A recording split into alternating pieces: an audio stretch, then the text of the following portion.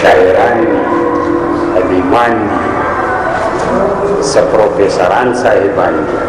او شکر دی زه چې دې ځای ته د آخري سفر ته رارسېدم خپل منزل ته، نو زما کار اسان شوی و، ځکه چې شمال صاحب غزل ویلی و، خو شاعرانو خبرې کړې وې، غزلې وې.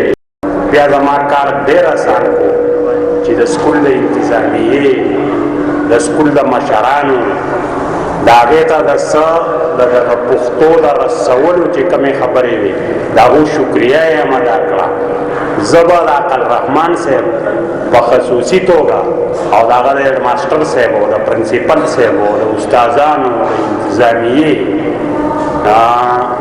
یو ځل بیا شکریه ادا کړم چې دا یو ښکلی محفل یې دلته کې را جوړ کړو. ورونو ډېر عجیبه دور دی، یعنې مونږ د ادب سره تړلي خلک، د ادب ډېرې څانګې دي، شاعري په هغې کې یوه څانګه ده.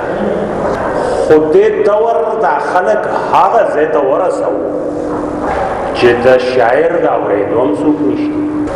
یعنې زما ذمهواري په دې دور کې زیاته ده، زه پرې پوه یم، خو زه چا ته ووایم؟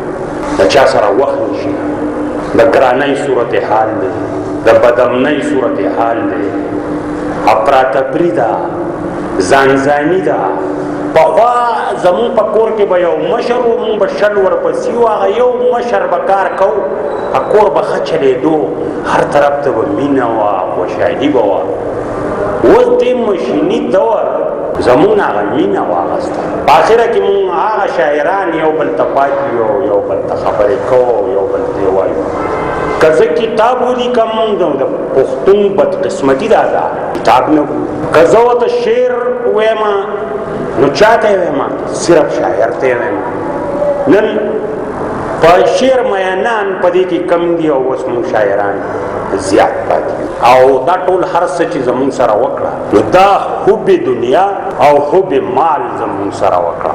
یعنې دا قصه دونه اوږده نه ده، دا لنډه ده، د دې ژوند قصه ډېره لنډه ده. او رحمان بابا دا په یو شعر کې داسې ختمه کړې ده چې یاره دا تاسو څه کوئ او څه لګیایئ، معنی یې څه ده جوړوي، آخر کې کوچ دی دومره بس دی چې په تا څڅېږي نه. خو مونږ څه کوو؟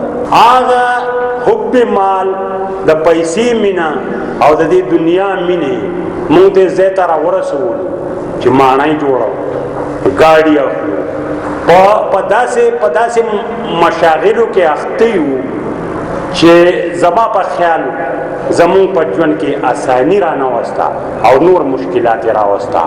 هر سړی پوه دی، هر سړی هوښیار دی. په دې موقع به زه صرف دا پیغام ورکمه که څوک دلته دي او که څوک یې چاته رسولی شي چې مونږ له څه کول پکار دي چې هغه وکړو او چې څه نه کول پکار دي چې هغه ونه کړو، او خپل یو کلام نیم بله سره شریک کړم او بیا به دا به لا څه وه او څه به وي. که څوک پرې پوهېږي زر به پوه شي. زه ډېر غټ شاعر هم نه یم، ساده شاعري کوم. درنه وه نو ښکاره ده، د درنو سره به وه، چې سپکه وه د سپکو خوشکو سره به وه. او ماشوم چې ناخبره و نو نه وه ورسره، ظلمي چې پوهېده نو د ظلمو سره به وه. شاکر صاحب طلبې و دا ځکه په هوا به ګرځېده، مجبوره به پیاده و د سورو سره به وه.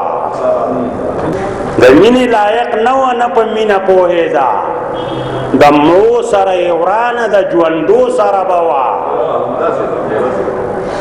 د عقل نه خالي وه په هوښیارۍ کې، دا نه وه چې د ډېرو پوهېدو سره به وه. نه زور مني نه خوښه یې معیار دی د سودا، لیکلې او تړلې د تندو سره به وه. شاکر صاحبو سکونه که خالي وه او خیره و د لاس، سړو سره به وه د نه سړو سره به وه. او دا مقطع رز ده د چا سره بوا د چا سره نه یارا پیسه ونو په خپل د پیسو سره بوا ارال دا یو وړوکی غزل د سره بل شریکومه نو بیا به د دې ځای نه انشاءالله چې دوا به کېږي او چوټي به کوو په هر لوري که ګورې زرخیزي ده زرخیزي ده که کوزدر دی که خاوره مې د بره مدیزي ده او تندي حلونه وایي او تندو ته خلک ګوري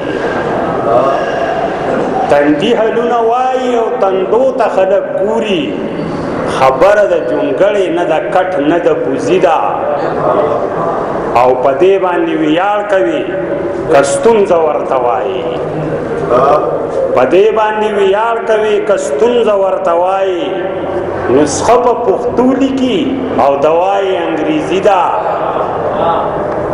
هر کجې د بیلات او هر نیغ ګامې د ګټې ملګرو دا ژوندون ګورې په خپله یو بازي ده نور خیر که د حلالو او حرامو تمیز نه کړي جامه یې په تن پاکه د لمنه یې منځي ده او دا مینه سره ایزه ده د عشق د کتابو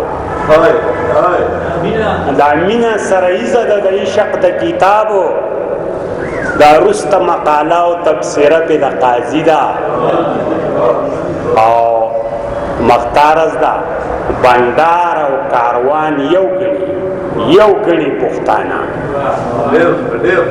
بندار او کاروان یو ګڼي پښتانه ته منې او که نه منې د یار دغه مرضي ده